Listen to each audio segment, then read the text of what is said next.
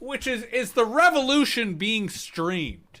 Yes. And I asked this question because when I first joined up to Twitch, I was blown away by the amount of political streamers right across the political spectrum, left, center, right, post-directional, all sorts of identity political streamers, all sorts of special issue or campaign-based political streamers. And it blew me away in part because while YouTube has a lot of politics, I kind of find that politics on YouTube can be kind of toxic and can be much more broadcast than kind of a town hall, versus politics on Twitch very much feels like it's a town hall, like it's a beer hall, like it's, you know, a conspiracy going on in some dark lit back room. So I've asked Logan Presley, aka ColossusTV, even though Logan is a variety streamer, like Dana, like Stro, like myself, I'm going to assume, perhaps correctly, Colossus, that you do spend a lot of time watching political streamers, and you are a political streamer of a sorts. I mean, you're political in the pedagogic sense. I mean, you know, this is where you and Dana, I think, have a bit of overlap because you're both kind of teachers, but you're teachers who are very subtle in the way in which you're exercising your pedagogy. And, you know, Logan, in your case, it's political stuff that you're sort of using teaching as a way to share politics and share political analysis. So here's my two question to start you off. You know, what's your take on the streaming revolution? Is it a revolution? Is politics on Twitch different than other platforms? And what is it in terms of your stream? Like, what do you see as the opportunity for political streaming, and what do you enjoy about the political streams, even if they may be small p political, in terms of the content that you put out onto the platform? Well, science is inherently progressive, right? In the fact that we are steadily learning, it challenges our ideas, and it forces us to look at our preconceived and held before notions. So there are just often times where I'll be streaming and I'll be talking about something space related, and it manages to find its way into our everyday. And originally I wanted my stream to just be science, good vibes, and feels, but I'm a really principled person to like the point where it gets in the way of things that I'm like expected to do on a day-to-day basis. And like whenever I come across something that has worked its way back into political life, I can't help but talk about it.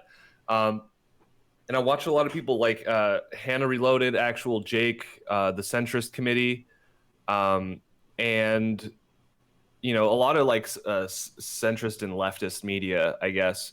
And I'm kind of saturated with that content, but also it's I can't help but find myself in that vein of content whenever I'm talking about like innovating every day and the people who are taking us forward. When you're talking about that, you can't help but talk about the people holding us back. Well, and it's interesting the way you framed it, because you didn't use these words, so correct me if you feel that I'm wrong. But I'm assuming that this is your news, right? That you're not tuning in to kind of the old school news, but you're turning into people that you trust, whose perspective that you've come to respect, even if you don't necessarily agree with, and that they're the ones who are kind of feeding you, you know, information and news about the world. Is that correct? Yeah, absolutely. I go on YouTube. I get a lot of my updates from like comedy shows, which is why I'm so funny about stuff all the time. It helps me process things to turn it into a joke. And I often laugh when I'm nervous too. So comedy is definitely like my instant pressure release valve for any time something gets a little bit stressful. So I get a lot of my news from comedy because some people hear a joke and they're like, oh, you shouldn't joke about that. But in my head, I'm deconstructing the joke and hitting all the layers and getting the serious content out of it. You know what I mean? And acknowledging it, but then I'm also like formulating a return joke. That's why I like comedy so much. But What was the original question again?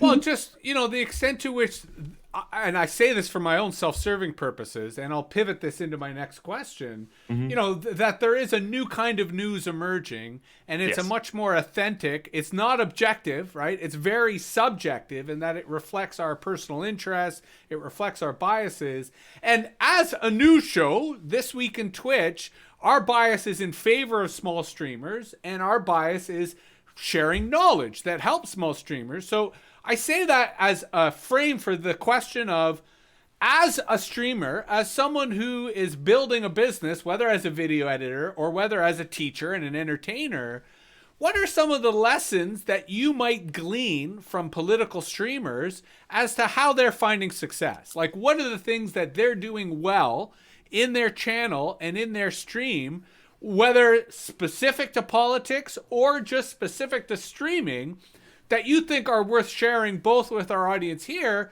but that you yourself have been integrating and appropriating into your practices?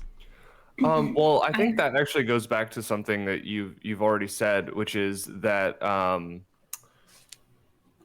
shit. I had a form. I had a. Sorry, Dana, did you want to jump in? I can take over. I kind of have an unpopular opinion around Those are the this. best. I usually am not a type of person that wants to limit speech. Like, I think that being able to say words in a certain environment, amazing. I have seen other streamers that have a just very strong, open-ended, no politics policy in their chat. An example could be talking about the pandemic. About a year ago, a lot of streamers either made the choice that people could talk about it in their chat or not.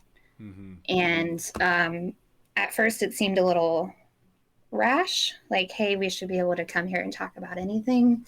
But then what they were doing instead of that was offering a link to their Discord, right? So in that regard, there are some streamers that you go to for that sort of information, but there are streamers that you go to escape that sort of information. And in a time like, this past year when everyone's been struggling with the pandemic, not every chat room you go into needs to be political. Sometimes you need an escape. And I guess I just respect streamers that are willing to stick up and make a decision about that either way. Like, you're allowed to talk about politics. You're allowed to decide that you don't want to talk about politics in chat. Especially with like a really big streamer, it's often easy to miss a comment and then everyone in chat thinks you're ignoring that comment, and it just becomes really convoluted very quickly. So my practice is maybe just be a viewer in politic chats, but I'm not super active with my opinion, and forcing also the people who watch me to be of that same opinion. Stro, you wanted to jump in? Oh, I think we lost your audio, Stro. You may have switched browser tabs inadvertently. You may have to reload and come back. But I just jumped out and then was able to click and come back in, and it worked. And I think, Dana, you raise an interesting point that, I will reframe as, even saying that there should be no politics is, of course, a political stance. And it's a political stance that streamers should feel entitled to do, because politics can change the vibe, right, or the tone of a stream, and people should be conscious of whether they want that. And I think that's a very important point, especially with contentious politics like the pandemic, because the pandemic is not just contentious, it's also very emotional, because people have a lot of emotions that are tied to it. And it's just in the vein of wanting to offer a safe space. It's not really trying to keep people from having an opinion. It's just kind of like reminding them that there is a time and a place to bring up that opinion. Oh, and also on that note, it's the streamer's space, right? So like, to a certain point, we're talking about like that person's comfort. Like, if we want this person to entertain us, we don't want to destroy their creative headspace, by doing something like if someone feels creative while they're able to talk about political material, that's up to them. But if someone's like, hey, I'm a gaming streamer, I'm only entertaining when I'm gaming, don't make me think about politics, you're ruining my stream, because the people who come here and pay my bills don't want to hear that. Yeah. Right. Now, And Stro, It you would want be to jump in? upstaging, right? That would be Yeah. upstaging, because if you're doing something about making model airplanes, I don't know if that's the platform for talking politics. But what I wanted to say earlier, with regards to the revolution is being streamed, I think the social media is the revolution, and streaming is a part of social media. And I think politics are so fragmented that I like the idea of the revolution being changing how politics is seen, right? So, I think there's a gang mentality when it comes to politics in every country that thinks they have a democracy, where you're voting for colors and stuff. And I think what we need to start doing is voting for policy, so that you don't represent a party that automatically represents the history that is so, at this point, polarizing and racist and all that stuff. But so there should be no colors, no, you only vote for, hey, right? I think that's where the revolution needs to happen, because the media is dead, right? Like, media is so controlled and so paid for that this is the revolution. Like, the fact that we're having this conversation and then the world can see it is the revolution. So, Logan, let me ask you two questions, and Dana and Stro, feel free to jump in as well if you've got answers to this. I mean, I like to joke at MetaViews that the future politician of tomorrow is a YouTuber today. So, with that said, Logan, have you seen political streamers on Twitch who instantly made you think, wow, I wish they were a politician? Wow, if they were a congressperson or senator, we'd have a much better world. And similarly, here's my number 2 question. Is there an electrical longboard of political streamers? Like, is there some community on Twitch in which political streamers kind of hang out, support each other, promote each other, and really try to create a kind of community or meta community that helps them with their efforts? I mean, I certainly haven't encountered that in my own limited surfing or browsing, but I'm curious if you guys have encountered that in your own travels. Logan, you want to start us off? I haven't. I don't know about question number 2. I think no, there's really not. Political streamers will usually just raid each other. Like, I found Central Committee by, I think it was a Hannah Reloaded raid, maybe. But yeah, so there's like informal networks, but there's no like political streamers union or political streamers kind of clubhouse, or we could start it. Yeah, I was gonna say, it sounds like there's an open hole for us to fit into. Right? Got a name. Yes, but I mean, what I like about ELB is it's politically inclusive, right? The danger of forming such a group is you don't want it to become a whole new place for people to fight. But I digress. Right. I think there is a place, actually. Sorry. It's the Surfs TV. Okay. I think you could call them that in a way, but they're more like a news network than a streaming networking Got it. type of channel. But yeah, they're a bunch of leftists and centrists over there, and they have like some kind of advanced network streaming type thing, where as soon as one person goes off, it goes on another person's computer and they start doing their news. Got it. Dana, you were going to say something? Yes, so there is, you might be familiar with AOC, Alexandria Ocasio, trying to say her name right, Cortez. I just wanted to talk about the time somewhat recently where she came on Twitch and played Among Us. And yeah, she's done it a few times, and then she also delivered like a speech, or she came on and talked at one point, and it blew Twitch up. Like I really can't remember the amount of viewers that she had, and it's a bit off topic, but just speaking to like the potential, right? So if you were young and hip and savvy and a politician, there is such a vast amount of potential on this platform to reach people. She showed up and had, 14,000, 15,000 and climbing viewers, and she was having technical issues, and she would drop the call and come back in, and there's still like an army of people just waiting to hear her. And in the sense that like the younger generations, you can't really reach them on Fox News or on any of these news channels. So like if you're going to be broadcasting to a younger demographic, like Twitch could be a really great place to do that.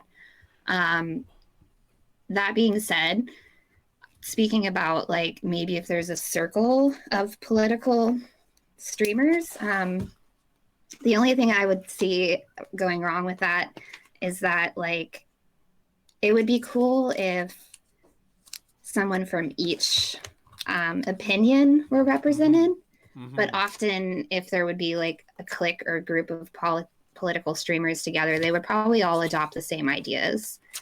And I would want it to be more open-ended.